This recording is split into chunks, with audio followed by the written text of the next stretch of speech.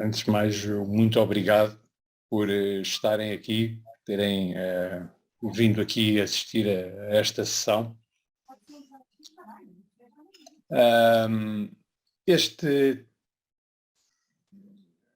Esta sessão que eu vou apresentar aqui baseia-se num trabalho que eu fiz para um curso do Wilmot Institute, e o objetivo, como eu disse, é apresentar uma perspectiva sobre o credo niceno.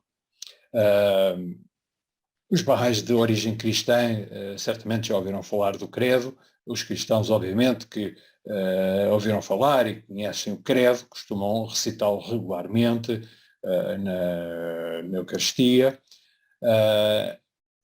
mas nós barrais parece-me que podemos aprender, e vale a pena aprender um pouco mais sobre o credo. Isto porque eu questionei muitas vezes, será que nós barrais conhecemos aquilo que são os ensinamentos centrais do cristianismo? E como é que, numa perspectiva Bahá'í, nós podemos olhar para esses ensinamentos essenciais do cristianismo? E que semelhanças e diferenças é que nós encontramos então entre os ensinamentos que são essenciais no cristianismo e os ensinamentos essenciais da fé Bahá'í? Bom, o objetivo é fazer essa comparação hoje aqui. O objetivo é ver quais são as semelhanças, quais são as diferenças, explicar as semelhanças e as diferenças e apresentar citações das escrituras Bahá'ís para explicar a perspectiva Bahá'í sobre os diversos tópicos que são abordados no credo. O que é um credo? Um credo é um conjunto de crenças religiosas que é partilhado por uma comunidade. Os credos são, por vezes, expressões de identidade religiosa de uma pessoa ou de um grupo. A palavra vem do latim, que significa acredito. Há outras expressões de identidade religiosa, por exemplo, que às vezes são descritas como credo. Por exemplo, os judeus usam o Shema Israel. Os muçulmanos têm a sua declaração de fé, a Shahada. E os cristãos tiveram vários credos ao longo da história. Os mais conhecidos são o credo de Niceia e o credo dos apóstolos. Eu vou focar no credo de Niceia. Como é que surge o credo de Niceia? Ele surge no tempo do imperador Constantino. O Constantino torna-se imperador no ano 306. Ele vive uma época muito atribulada no Império. Ele governava por vezes em triunvirato, por vezes em cooperação com outros imperadores, ou co-imperadores, se assim quisermos chamar, e essa forma de governação degenerou várias vezes em guerras civis. Portanto, ele tem, sobretudo, duas guerras civis são muito marcantes, uma contra o Magêncio e outra contra o Licínio. E como, se isso não fosse suficiente em termos de desgaste interno, com todas as feridas que provoca num povo, houve ainda invasões bárbaras, vários povos bárbaros que tentaram entrar, ora de forma mais pacífica, ora de forma mais agressiva no Império. E ele teve que combater isso. Ele quis ficar para a história construindo uma nova capital, a Bizâncio, que ele gostava de chamar a Nova Roma, mas que o povo, em homenagem a ele, chamou de Constantinopla. Não temos certeza ao certo quando é que ele se terá convertido ao cristianismo. Sabemos que a mãe dele, a Helena, que hoje é lembrada como Santa Helena, ela era cristã. Há quem diga que a conversão ao cristianismo terá ocorrido em 307, quando numa daquelas guerras civis, mas, enfim, sabemos é que o Constantino foi uma figura marcante na história, não só do Império Romano, mas também na história do cristianismo. O que se passava com os cristãos desde os primeiros tempos é que havia entre os cristãos um esforço e uma reflexão tremenda para explicar quem era Jesus Cristo e qual era a sua relação com Deus. E a base dessa reflexão eram as escrituras, eram também uma série de tradições orais que ainda iam existindo. Mas como não havia uma autoridade central, começaram a surgir diferentes explicações sobre quem era Jesus, que relação é que havia entre Jesus e Deus.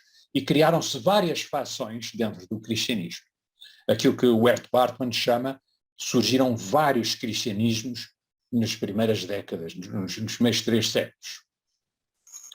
Ora, o Constantino, no ano 313, publica o Édito da Tolerância. Isto é, os cidadãos do Império Romano tinham liberdade de religião. Podiam professar a religião que quisessem. E essa liberdade, obviamente, favorecia a pequena minoria cristã. Começaram a receber alguns apoios para a construção dos seus templos, mas também começaram a confrontar-se. Aqueles vários cristianismos que existiam nos primeiros séculos começaram a confrontar-se e, por vezes, de forma violenta. E isso criou desordens, criou tumultos em várias partes do Império. Ora, o imperador já tinha aqueles problemas das diversas guerras civis, das tentativas de invasões dos bárbaros e, portanto, o que o Império precisava era de tranquilidade. O que não era mesmo preciso era haver também uma outra guerra civil entre fações cristãs. E o imperador Constantino exigiu dos bispos cristãos que fosse criado um consenso sobre aquilo que eram as doutrinas básicas do cristianismo. E ordenou que fosse convocado um concílio para a cidade de Niceia, que fica na atual Turquia, naquilo que a gente chama Ásia Menor. Foi convocado esse concílio com todos os bispos para a cidade de Niceia no ano 325. E desse concílio, que em muitos livros de história é recordado porque há um confronto entre dois bispos mais conhecidos com posições mais fortes, que eram o Ários e o Atanásio, desse concílio vai sair uma declaração de fé que ficou conhecida como o Credo Niceno. O credo que era suposto conter as declarações de fé doutrinárias e exatas e precisas daquilo que era a fé cristã. Portanto, a doutrina oficial do cristianismo estava ali proclamada naquele concílio. Depois, uns 60 anos mais tarde, há um outro concílio que faz pequenas correções a esse credo. E hoje em dia, a Igreja Católica usa um credo que é muito semelhante a esse credo niceno-constantinopolitano nas missas dominicais. E, portanto, o que nós vamos fazer aqui nesta sessão, nós vamos ler as várias declarações, as várias afirmações que são feitas no credo e compará-las com os ensinamentos barrais. Então, diz assim o credo.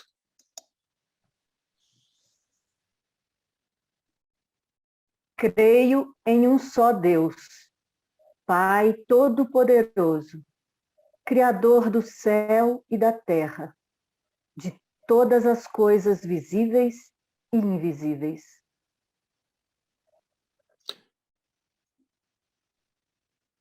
A primeira coisa que sai destas palavras de abertura do credo é a crença num Deus transcendente e omnipotente.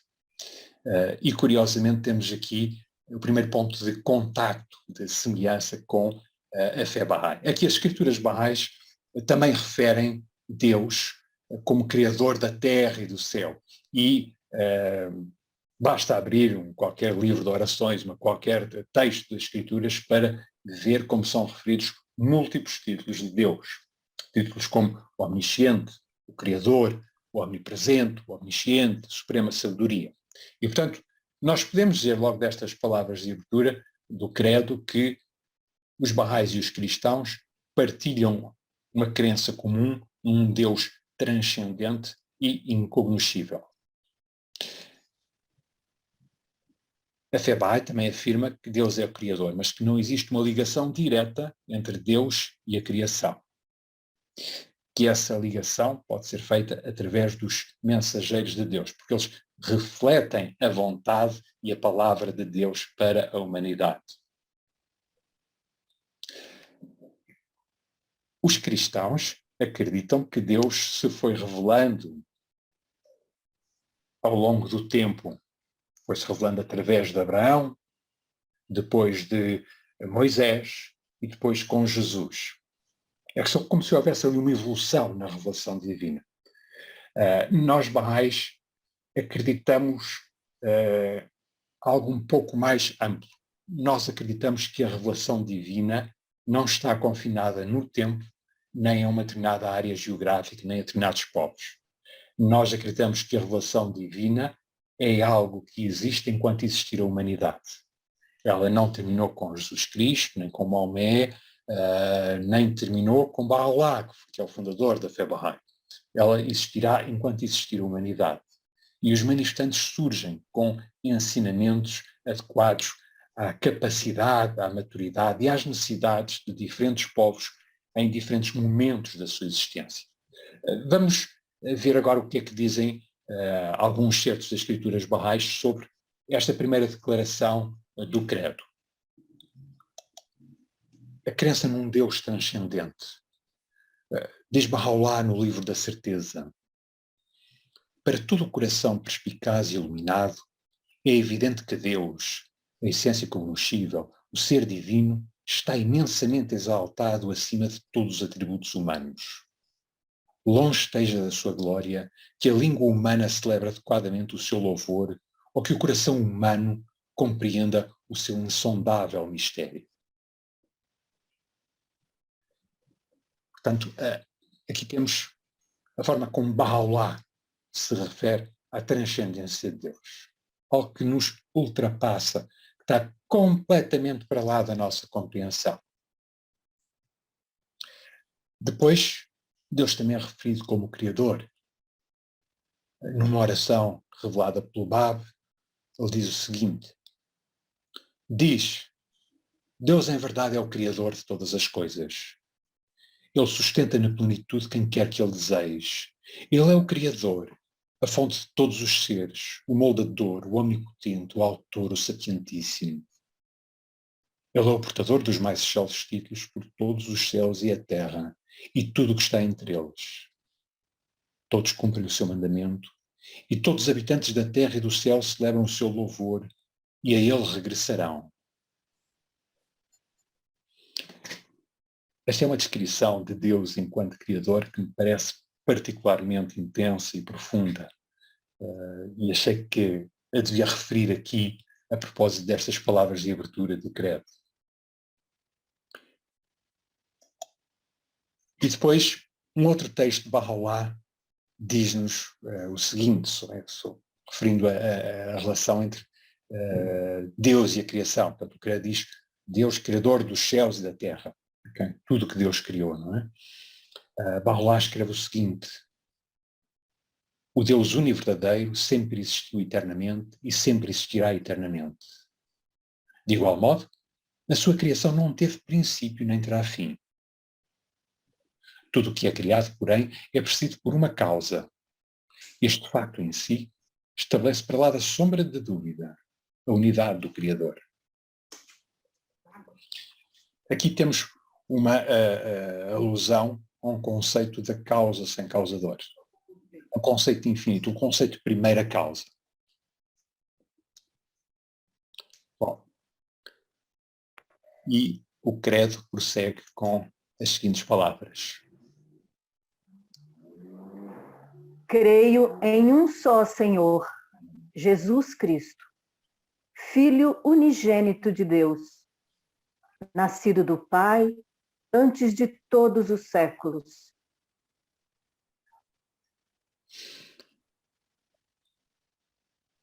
A palavra unigênito é uma palavra que nós não estamos habituados, não estamos habituados, não surge com muita frequência nas nossas escrituras. Significa o único, filho único que foi gerado, o único filho que foi gerado. O título Filho de Deus, quando aplicado a Cristo, levou a que muitos cristãos acreditassem que Jesus era superior aos fundadores de qualquer outras religiões. Ora, na nossa perspectiva, todos os manifestantes de Deus, portanto, todos os fundadores das grandes religiões mundiais são únicos. Todos podem ser descritos como filhos unigênitos. E quanto a esta descrição que o credo faz, nascido do Pai antes de todos os séculos, está-se a referir, obviamente, à preexistência de Cristo. Curiosamente, este conceito também existe na fé Bahá'í. Shoghi Effendi afirma o seguinte: os profetas, ao contrário de nós, são pré-existentes. A alma de Cristo existia no mundo espiritual antes do seu nascimento neste mundo. Não conseguimos imaginar como é esse mundo. Por isso, as palavras são inadequadas para descrever a sua condição de existência. Bom, em que sentido é que Jesus é filho de Deus? O que é que se quer dizer com isso? Isto também foi criando polémicas e prolongados debates no cristianismo. E Abdu'l-Bahá refere-se a isso e diz o seguinte: os católicos declararam Jesus Cristo como sendo filho de Deus e até o proclamaram como sendo a própria divindade. Os protestantes anunciaram a doutrina de que Cristo personificava dois elementos, o humano e o divino. Em resumo, criaram-se divisões na religião de Deus e não se sabe qual seria o caminho certo, pois não havia um centro nomeado a quem Cristo dasse a todos. Toma, não o vejo. Palavras fossem a palavra para a verdade. Seu microfone está ligado? Eu peço aos amigos que mantenham o microfone desligado, por favor.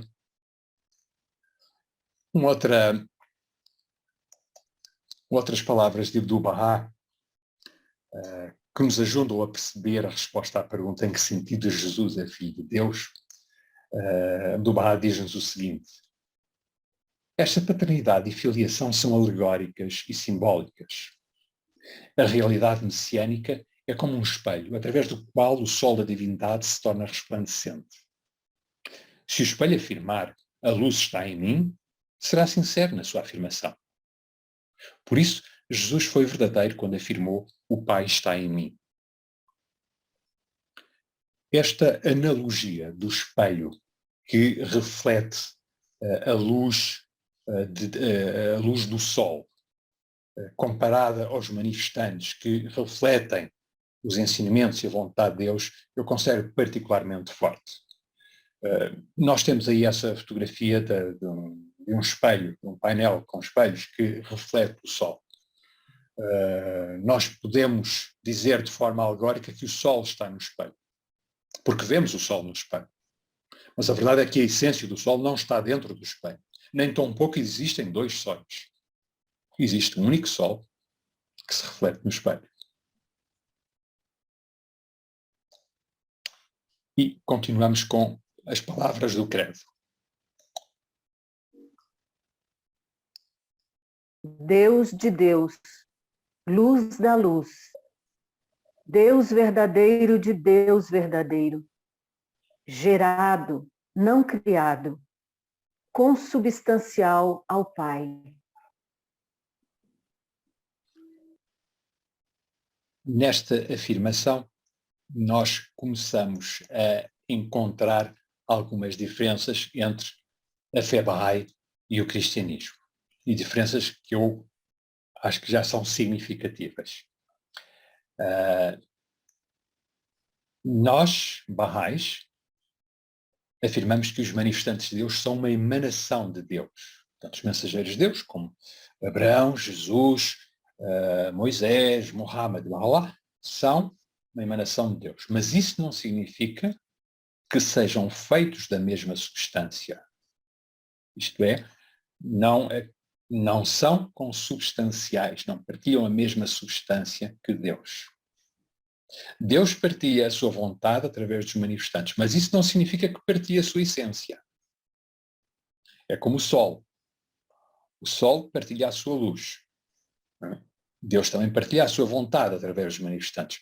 Não significa que os raios de sol sejam feitos da mesma essência que o sol. Não significa que o espelho onde se reflete o sol seja feito da mesma essência que o sol. Portanto, seguindo esta alusão, isto significa que os manifestantes também não partilham a essência do Criador. Mas a verdade é que nós não conseguimos separar o sol da luz. Da mesma forma que não conseguimos separar Deus dos seus manifestantes. E por isso dizemos que os manifestantes e Deus são um só, porque estão unidos. Não é? Jesus também disse, eu e o Pai somos um só. Isso é uma expressão que é legítima para qualquer manifestante de Deus.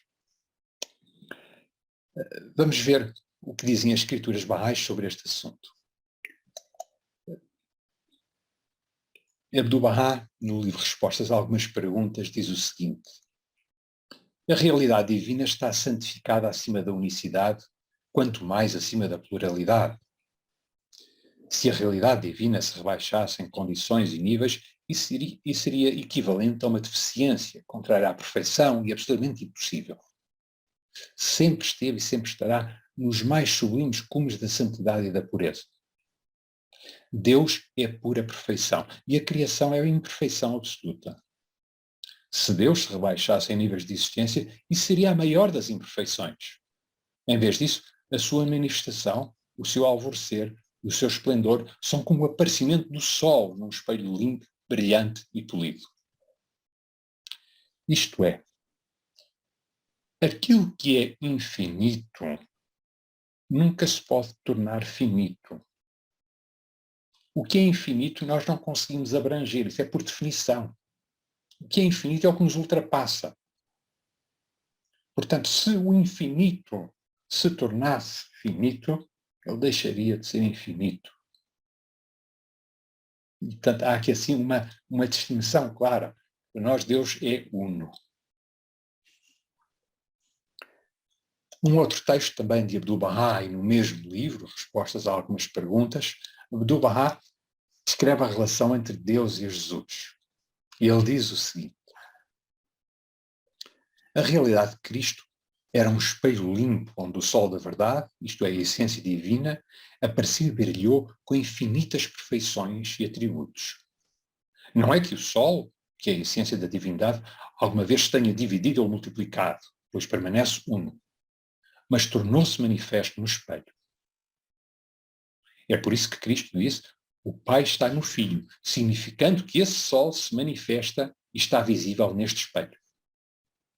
O Espírito Santo é a fusão da graça de Deus que foi revelada e manifestada na realidade de Cristo. A missão de profeta é a condição do coração de Jesus. E o Espírito Santo é a condição do seu Espírito. Fica assim evidente e demonstrado que a essência da divindade é absoluta unicidade e não tem parceiro igual ou semelhante. Esta é outra forma de descrever a relação entre Deus e Jesus, ou Deus e qualquer outro manifestante.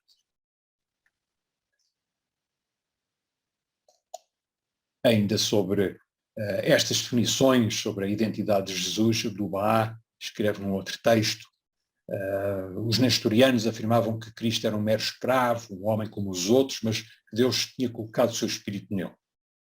Os católicos afirmam que ele era uma das três pessoas da Trindade. Ambos estão errados. Eu vou falar sobre a Trindade um pouco mais à frente. Continuamos com palavras do credo. Por ele, todas as coisas foram feitas, e por nós, homens, e para nossa salvação, desceu dos céus. Aqui já se assume Cristo como tendo características divinas.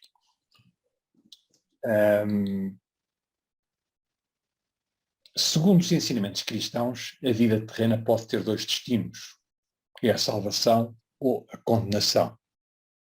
Ora, para a fé Bahá'í, a vida terrena é apenas a primeira fase do nosso desenvolvimento espiritual.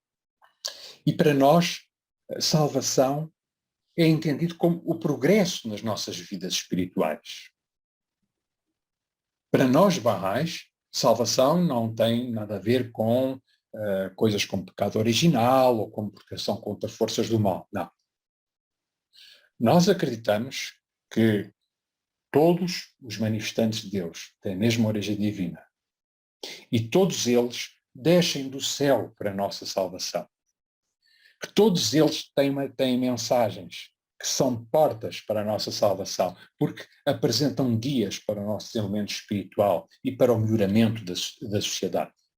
E apresentam de forma adequada à maturidade e às necessidades de diferentes povos, em diferentes épocas e em diferentes momentos da sua existência. Sobre este desceu do céu, Abdullah afirmou o seguinte numa palestra nos Estados Unidos, em 1912. O texto do Evangelho afirma que ele veio do céu, apesar de ter nascido fisicamente da mãe. Isto significa que a realidade divina de Cristo veio do céu, mas o corpo nasceu de Maria. Portanto, ele veio segundo as profecias do livro sagrado e, de igual modo, segundo a lei natural. A sua realidade veio do céu, o seu corpo era terreno. Tal como ele veio anteriormente, também deve vir desta vez da mesma maneira. Mas alguns levantam objeções, dizendo que devemos ter uma prova literal disto através dos sentidos. A realidade de Cristo sempre esteve no céu e sempre estará. Este é o sentido do texto do Evangelho. Porque quando Jesus caminhava na terra, ele disse: o Filho do Homem está no céu. E, portanto, este estar no céu, o sentido destas palavras, o significado destas palavras, do estar no céu, é, no meu entender, uma alusão, uma referência à condição divina de Jesus, à condição divina de qualquer manifestante de Deus, a um estado de sublimação espiritual que ultrapassa a condição do comum dos mortais. Depois diz que ele veio para a nossa salvação. Curiosamente, Baha'u'lláh também diz a mesma coisa. E num texto dirigido aos cristãos, ele diz o seguinte: leem o Evangelho e, no entanto, recusam-se a reconhecer o Senhor Todo-Glorioso, não obstante ele ter vindo com o poder do seu domínio enaltecido, poderoso e gracioso. Nós, em verdade, viemos por vossa causa e suportamos as desgraças do mundo para a vossa salvação. Fugis daquele que sacrificou a sua vida para que pudessem ser edificados? Meia Deus, ó seguidores do Espírito, e não sigais os passos dos sacerdotes que se perderam. São, como eu disse, palavras dirigidas a um cristão. Portanto, os ensinamentos dos manifestantes de Deus são a porta, têm a receita, se quiserem, para a nossa salvação, para o nosso desenvolvimento espiritual. E, curiosamente, nestas palavras de Baha'u'lláh, que são dirigidas a um ou a mais cristãos, agora não tenho a certeza, ele tem um argumento interessante, que é: quem entende o Evangelho também, certamente, consegue entender as palavras de Baha'u'lláh. E continuamos com as palavras do credo. E encarnou pelo Espírito Santo no seio da Virgem Maria e se fez homem.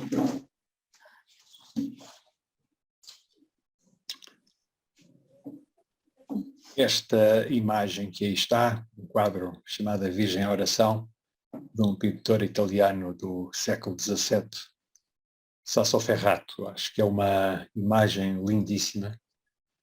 Eu sempre que faço alusão à Virgem Maria sinto que tenho que colocar esta imagem, porque a beleza da expressão, as sombras, as cores, são qualquer coisa de fantástico. Este pintor estava verdadeiramente inspirado.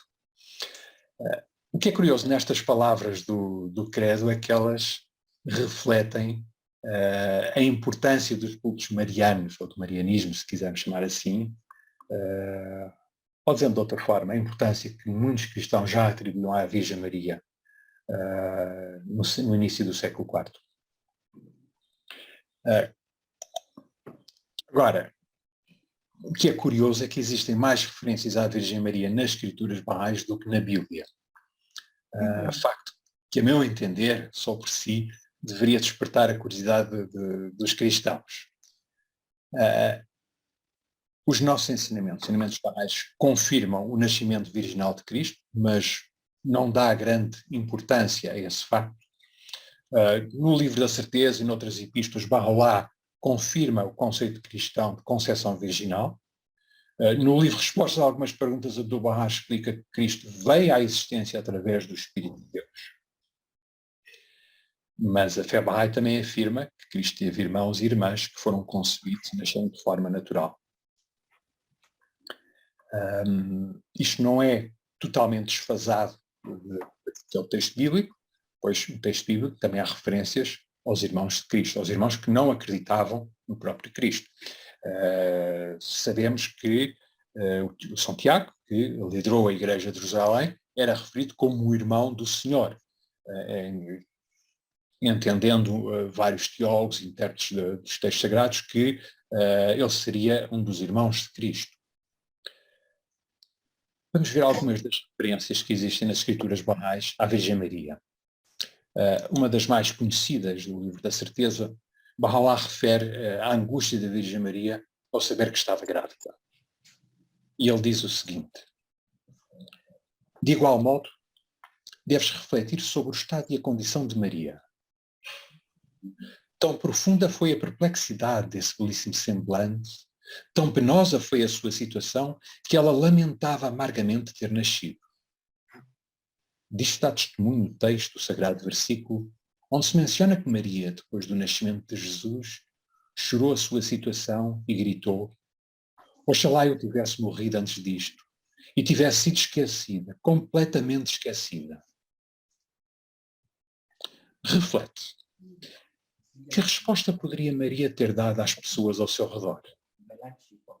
Como poderia ela afirmar que um bebê, cujo pai era desconhecido, tinha sido concebido pelo Espírito Santo?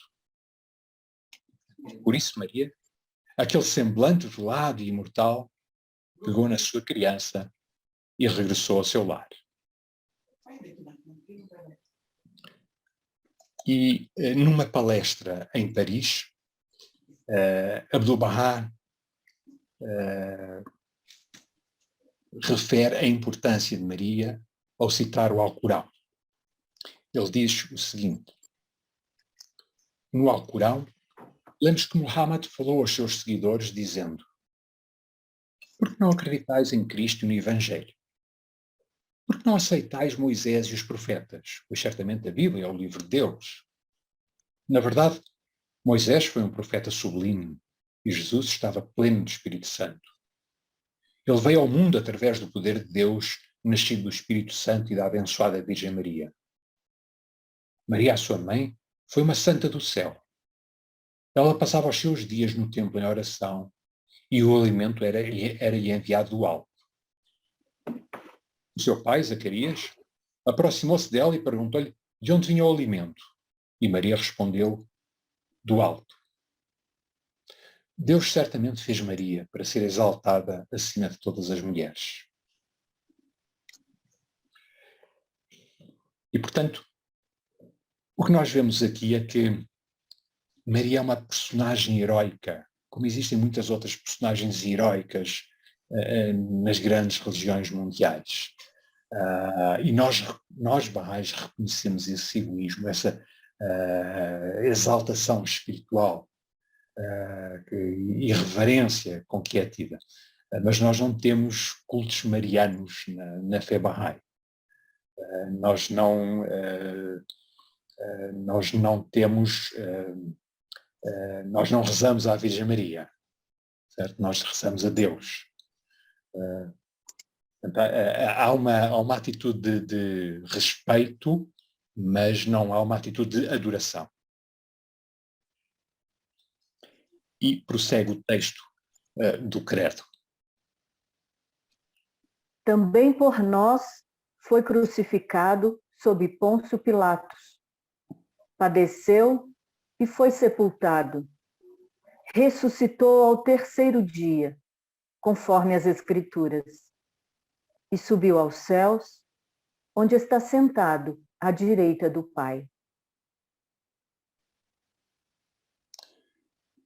E, portanto, aqui o credo refere-se à morte e à ressurreição de Jesus. Ora, nas escrituras bahá'ís, o martírio de Jesus é confirmado. Sim, ele foi sacrificado, ele foi crucificado. Baha'u'lláh diz que ele sacrificou-se como redenção pelos pecados e iniquidades de todos os povos da terra. No livro da certeza, Baha'u'lláh diz que durante o julgamento por Pilatos e Caifás, Jesus manteve a sua paz e depois foi martirizado. No entanto, no que toca à ressurreição, a fé Bahá'í considera que isto é uma forma simbólica de descrever a renovação da influência de Jesus nos seus seguidores após a crucificação. Ou seja, nós acreditamos que sim, ele foi crucificado, nós acreditamos sim que esse sacrifício teve um valor enorme, teve uma influência tremenda, mas quanto ao conceito de ressurreição, nós já temos uma crença diferente.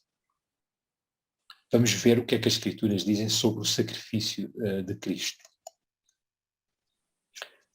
Diz Baha'u'lláh o seguinte: sabe tu que quando o Filho do Homem entregou o seu Espírito a Deus, toda a criação chorou num grande pranto. Ao sacrificar-se, porém, uma nova capacidade infundiu-se em todas as coisas criadas. As suas evidências, como se testemunha em todos os povos da terra, estão agora manifestas diante de ti. A mais profunda sabedoria que os sábios pronunciaram, o mais amplo conhecimento que qualquer mente explicou, as artes que as mãos mais hábeis produziram, a influência exercida pelo mais poderoso dos governantes, são apenas manifestações do poder vivificador libertado pelo seu espírito transcendente, omnipresente e resplandecente. É, a meu entender aqui, este texto é uma descrição muito profunda e muito intensa sobre o sacrifício de Jesus Cristo. Nada ficou imune à influência das forças espirituais libertadas pelo seu sacrifício. E agora, sobre o conceito de ressurreição, tal como ele é descrito na fé Bahá'í, Abdu'l-Bahá explica o seguinte: a causa de Cristo era, pois, como um corpo sem vida. Após 3 dias, os apóstolos tornaram-se firmes e decididos. Levantaram-se para ajudar a causa de Cristo. Resolveram promover os ensinamentos divinos e praticar os conselhos do seu Senhor.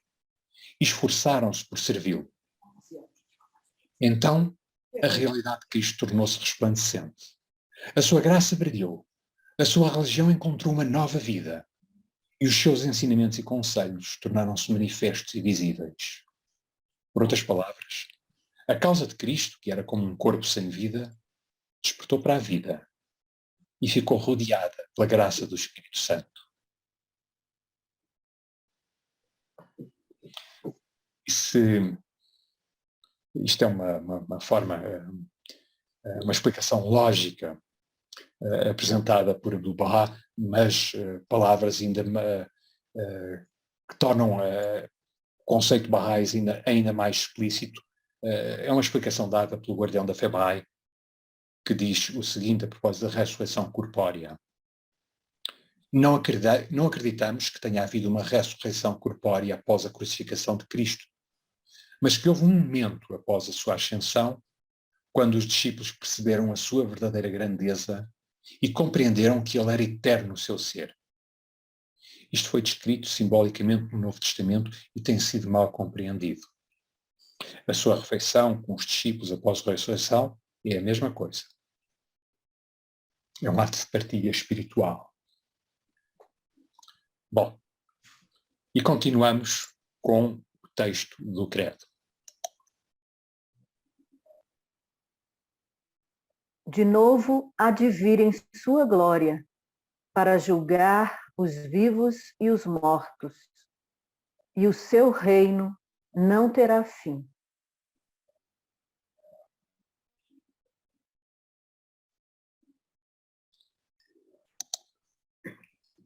Os cristãos acreditam, pois, que Cristo irá regressar.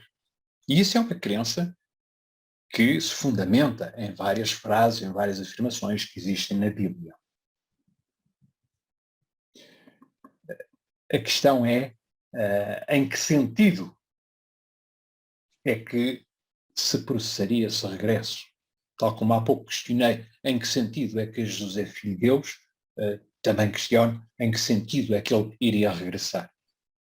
Será que nós devemos aguardar que ocorram eventos miraculosos e terríveis, como fazem algumas leituras literais dos textos bíblicos? Para nós barrais não é bem assim. Nós não acreditamos num regresso corpóreo. Nós acreditamos no regresso das qualidades divinas. E há um exemplo disso no texto do Novo Testamento. João Batista é referido pelo próprio Jesus como o regresso de Elias. João nunca disse que era o regresso de Elias, mas Jesus disse que em João Batista, e esta é a nossa interpretação do texto bíblico, em João Batista tinham regressado as qualidades de Elias. E, portanto, apesar de nunca haver uma identificação explícita forçada por João Batista, ela é afirmada pelo próprio Cristo. E aquilo é um exemplo do regresso das qualidades de um profeta. É assim que os profetas regressam. Entendemos nós os barrais. E no texto do livro da certeza, nós encontramos sobre este assunto, sobre o regresso de um profeta, as seguintes palavras de Bahá'u'lláh. É claro e evidente para ti que todos os profetas são os templos da causa de Deus, que aparecem vestidos com diversos trajes. Se observares com um olhar criterioso, verás todos habitando no mesmo tabernáculo, voando no mesmo céu, sentados no mesmo trono, proferindo as mesmas palavras e proclamando a mesma fé. Assim é a unidade dessas essências do ser, desses luminares de esplendor infinito e imensurável. Portanto, se um destes manifestantes da santidade proclamasse eu sou o regresso de todos os profetas, ele de facto diria a verdade. De igual modo, em cada revelação subsequente, o regresso da revelação anterior é um facto cuja verdade está firmemente fundada. Portanto, Bahá'u'lláh explicar que o regresso de um profeta é, na verdade, o regresso das qualidades divinas do profeta, não um regresso corpóreo. E Abdu'l-Bahá faz uma analogia muito interessante a propósito do regresso do profeta. Ele compara com o regresso da primavera. Numa palestra proferida em 1912 nos Estados Unidos, ele diz o seguinte: embora o calendário mude e os anos passem, cada primavera é o regresso da primavera anterior. Esta primavera é a renovação da anterior primavera. A primavera é a primavera, não importa quando ou quantas vezes surja. Os profetas divinos são como a vinda da primavera, cada um renovando e revivificando os ensinamentos do profeta que o precedeu. Tal como todas as primaveras são essencialmente uma no que se refere à renovação da vida, às chuvas e belezas primaveris, também a essência, a missão e a realização de todos os profetas são a mesma. Agora, as pessoas religiosas deixaram de ver a realidade essencial da primavera espiritual. Apegam-se obstinadamente a fórmulas e a imitações ancestrais e, por causa disso, existem divergências, conflitos e discórdias entre eles. Esta analogia em que se compara ao regresso dos profetas ao regresso da primavera, eu considero particularmente poderosa. Tão poderosa quanto a analogia do sol, cuja luz se reflete no espelho, é comparado com a luz dos ensinamentos divinos que se reflete nos manifestantes de Deus. Então, com estes regressos e com tantas religiões mundiais, quem é Bahá'u'lláh? Shoghi Effendi, o guardião da fé, afirma o seguinte: para Israel, ele não era nem mais nem menos do que a encarnação do Pai Eterno, o Senhor dos Exércitos, que desceu com 10.000 santos. Para a cristandade, o Cristo que regressou na glória do Pai. Para o Islão xiita, o regresso do Imam Hussein. Para o Islão sunita, a descida do Espírito de Deus, Jesus Cristo. Para os zoroastrianos, o prometido Shahbaran. Para os hindus, a reencarnação de Krishna.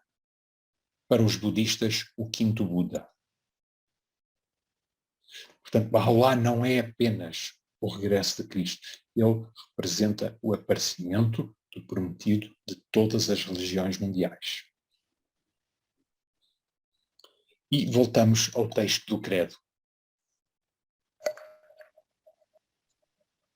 Creio no Espírito Santo, Senhor que dá a vida, e procede do Pai e do Filho, e com o Pai e o Filho é adorado e glorificado. Ele que falou pelos profetas.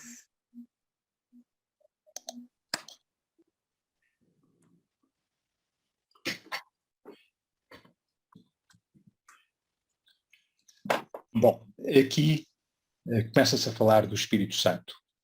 E este conceito de Espírito Santo, que procede do Pai e do Filho, é um tema que depois vai dar polémica entre os próprios cristãos, vai dar a origem ao cisma dos ortodoxos, dos católicos, enfim, vai ser polémico uma série de outros concílios ao longo da história. Na fé Bahá'í também se fala de Espírito Santo, com frequência. O conceito não é exatamente o mesmo. Só um pequeno parênteses. Esta imagem que nós estamos a ver aqui é uma gravura que ilustra o Concílio de Niceia. E vemos que temos os vários bispos aqui presentes e está aqui também representado o imperador Constantino, que assistia ao concílio. Não assistia por interesse teológico. Ele queria perceber, era a evolução dos trabalhos do concílio, no sentido de chegar à tal doutrina consensual comum a todos os cristãos. É uma ilustração que geralmente é usada quando se refere ao Concílio de Niceia. Bom, dizia eu que as escrituras bahá'ís também referem o Espírito Santo, mas descrevem como um mediador entre Deus e a criação. É uma emanação de Deus, mas também não tem a mesma essência que o Criador. Há pouco eu falei da analogia que temos nas escrituras bahá'ís, compara Deus ao Sol e os manifestantes a um espelho. Bom, então o Espírito Santo será como os raios de sol que se refletem naquele espelho.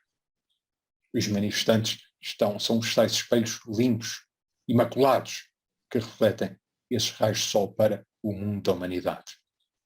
É um conceito diferente, mas ele existe também.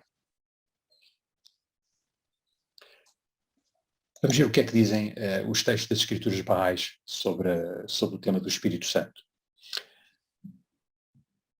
Numa palestra em Paris, o Bahá diz o seguinte: assim podemos dizer que deve existir um mediador entre Deus e o homem. E este não é senão o Espírito Santo, que cria a relação entre a terra criada e o ser inconcebível, a realidade divina. A realidade divina pode ser comparada ao Sol e o Espírito Santo aos raios do Sol.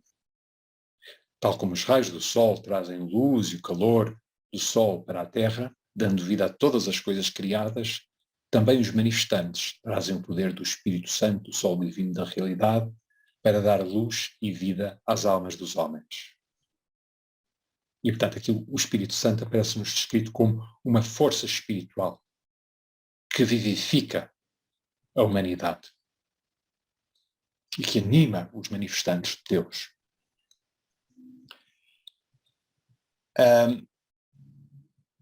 Esta frase do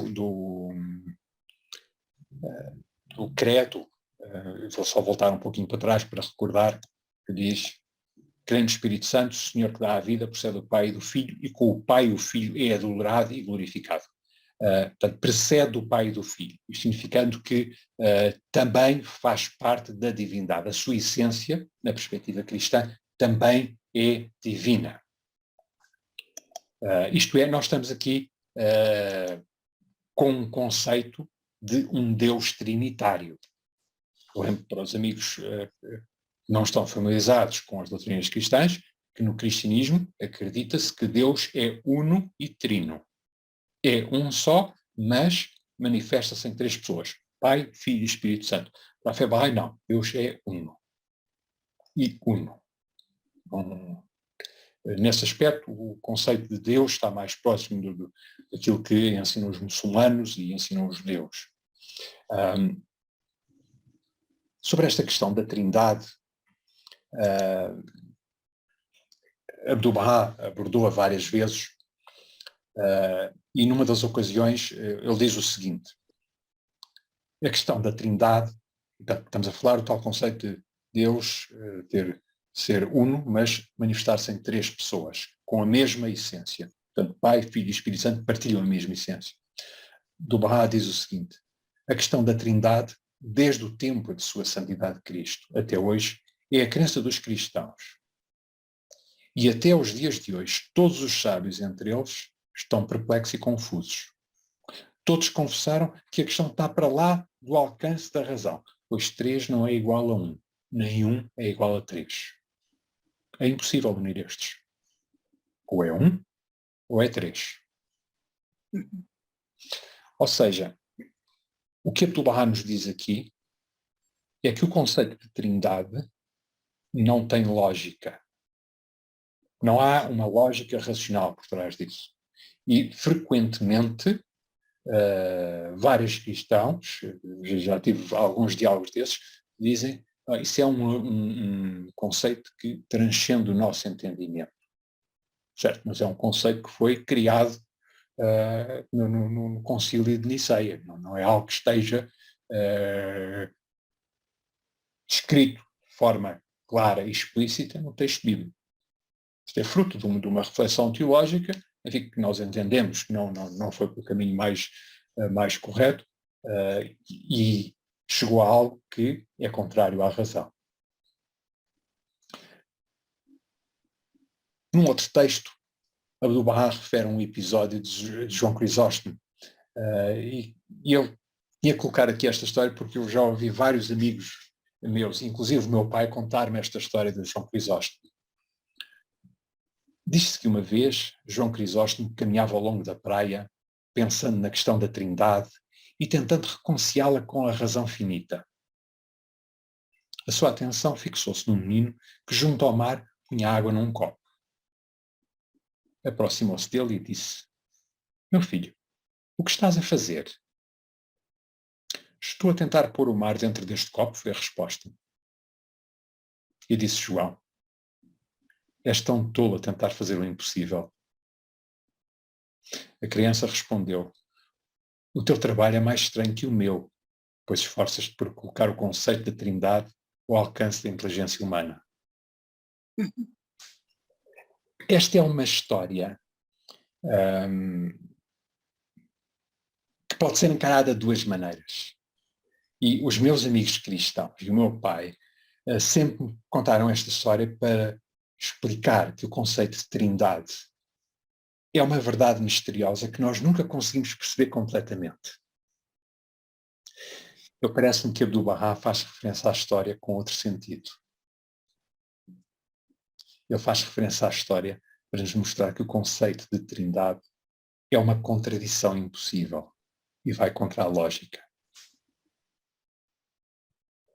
Bom, e para terminar, as palavras do credo, temos: creio na Igreja Una, Santa, Católica e Apostólica. Professo um só batismo para a remissão dos pecados e espero a ressurreição dos mortos e vida do mundo que há de vir. Amém.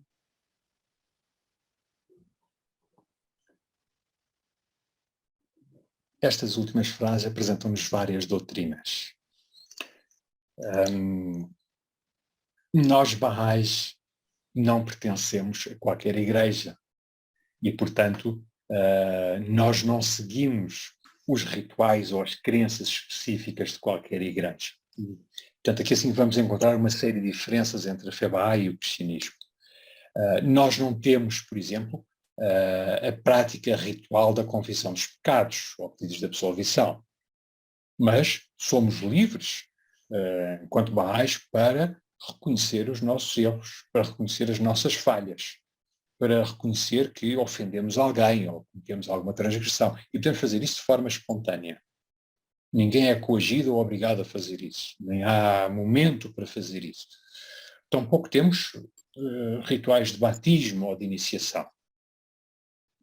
E para nós, a ressurreição dos mortos é uma expressão simbólica. É uma expressão simbólica que é usada nas Escrituras para descrever o despertar espiritual ou o reconhecimento de um novo manifestante. Quando as pessoas descobrem que, ou percebem que Jesus foi um mensageiro de Deus, foi um enviado de Deus, um manifestante de Deus, como nós dizemos, isso é um renascimento, é uma ressurreição espiritual. O mesmo se passa quando as pessoas percebem o mesmo em relação a Muhammad, em relação ao Bab, em relação ao Baha'u'lláh. É uma ressurreição espiritual. Esse conceito nós podemos vê-lo na Bíblia. Quando Jesus diz a um jovem que o queria seguir, diz: deixa-me seguir-te, mas deixa-me enterrar o meu pai, que acabou de falecer. E Jesus responde: deixa aqui os mortos, enterra os seus mortos. Ele referia-se aos espiritualmente mortos. Portanto, o conceito não é totalmente novo. Portanto, a fé Bahá'í pega em muitos conceitos bíblicos e explica-os e aplica-os de novo. Sobre pedir perdão, sobre pedir perdão pelos nossos pecados. Baha'u'lláh diz o seguinte: quando o pecador se encontra desprendido e livre de tudo salvo Deus, ele deve suplicar indulgência e perdão. A confissão de pecados e transgressões perante seres humanos não é permissível, pois nunca foi, nem será conducente à indulgência divina. Além disso, essa confissão perante pessoas provoca a humilhação e o rebaixamento da pessoa. E Deus, exaltada seja a sua glória, não deseja a humilhação dos seus servos. Ele, em verdade, é o compassivo, o misericordioso. O pecador deve, entre ele e Deus, implorar por misericórdia do oceano de compaixão e suplicar por indulgência do céu da generosidade. Sobre o batismo, Abdu'l-Bahá explica no livro respostas a algumas perguntas. O batismo com água era um símbolo do arrependimento e da procura do perdão pelos pecados. Mas no ciclo de Baha'u'lláh já não existe necessidade deste símbolo, pois a realidade, que é ser batizado pelo Espírito do Amor de Deus, é compreendida e está demonstrada. E sobre o dia da ressurreição, o Bab dá uma explicação que também é interessante. Ele diz: o significado do dia da ressurreição aos olhos de Deus e na terminologia do povo da verdade é que, desde o momento do aparecimento da árvore da realidade em todas as eras e em todos os nomes, até o momento do seu desaparecimento, constitui o dia da ressurreição. Isto é, aquela referência ou espero a ressurreição dos mortos, a vinda do mundo que há de vir, aquela ressurreição dos mortos que se espera, não é só um redespertar espiritual, é também o tempo do aparecimento, o tempo da existência terrena de um novo manifestante de Deus. Isso existe em todas as religiões. O esperar um novo manifestante de Deus, a expectativa messiânica. Virá um novo manifestante de Deus. Porque ele trará consigo as ferramentas e os ensinamentos para um despertar espiritual, a tal ressurreição dos mortos. E a vinda do mundo que há de vir leva-nos para a natureza da alma após a morte. Ela é referida por Baha'u'lláh com uma analogia que também acho particularmente poderosa. Ele diz o seguinte: a natureza da alma após a morte nunca poderá ser descrita, nem é apropriado ou permissível revelar todo o seu caráter aos olhos dos homens. O mundo além é tão diferente deste mundo quanto este mundo é diferente daquele mundo da criança que ainda está no ventre materno. Quando a alma atingir a presença de Deus, assumirá a forma que melhor convenha à sua imortalidade e seja digna da sua habitação celestial. Bom, e com isto nós chegamos ao fim desta apresentação sobre uma perspectiva Bahá'í sobre o credo niceno. O que é que podemos perceber daqui? O que é que podemos retirar daqui? Que uma profissão de fé, um credo, é um modelo para uma identidade religiosa, pessoal ou coletiva. Que o Concílio de Niceia, ao tentar definir quem tinha sido Jesus Cristo e quais eram as principais crenças cristãs, apresentou que nós podemos chamar uma visão cristocêntrica da história. Cristo era o pivô de toda a história. Tudo o que tinha acontecido antes de ele ter aparecido acontecia no sentido de preparar o seu aparecimento. E tudo o que acontece depois da vida de Cristo acontece em função e sob influência daquilo que foi o seu ministério. Para os cristãos, Cristo é o pivô da história. Para nós, Bahá'ís, todos os manifestantes de Deus são pivôs da história. Tudo o que acontece antes do aparecimento do manifestante é feito em função do seu aparecimento. E tudo o que acontece a seguir ao seu aparecimento é feito em função dos seus ensinamentos. E, portanto, a história não tem um pivô religioso. A história tem múltiplos pivôs religiosos. O credo niceno é produto de uma evolução teológica. Houve várias gerações de teólogos cristãos que pensaram, que debateram, às vezes de forma mais agressiva, aquilo que eram os ensinamentos cristãos. O que é que seria a natureza do próprio Cristo? Alguns aspectos do credo são comuns aos ensinamentos bahá'ís e estão bem fundamentados na Bíblia. Há outros que se tornaram dogmas e são contrários à razão e também são contrários aos ensinamentos bahá'ís. E nos nossos diálogos, os diálogos entre bahá'ís e cristãos, é importante saber, é importante conhecer aquilo que são os nossos pontos de concórdia e pontos de divergência. Porque conhecer aquilo que temos em comum, aquilo que temos diferente, é o ponto de partida para diálogos frutuosos e diálogos significativos. Eu lembro que nós podemos falar das coisas que temos e que são semelhantes das nossas crenças que são semelhantes, com a mesma serenidade podemos falar das crenças onde temos divergências.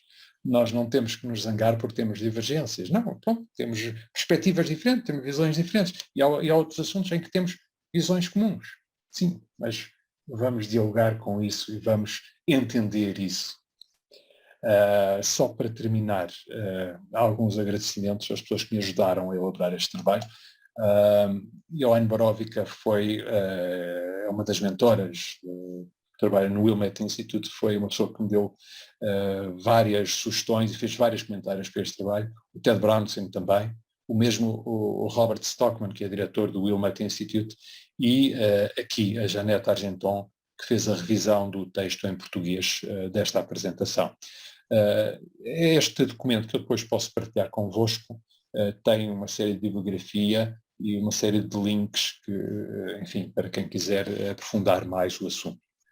E penso que podemos terminar por aqui. Obrigado pela vossa atenção.